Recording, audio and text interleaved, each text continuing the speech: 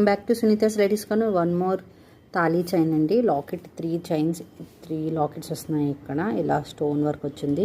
Closed stone అండి. మీకు ఇక్కడ ఈ స్టోన్ అనేది ఊడిపోవడం గట్రా ఏమీ జరగదు. కనిపిస్తుంది, డీటెయిల్గా చూపిస్తున్నాను.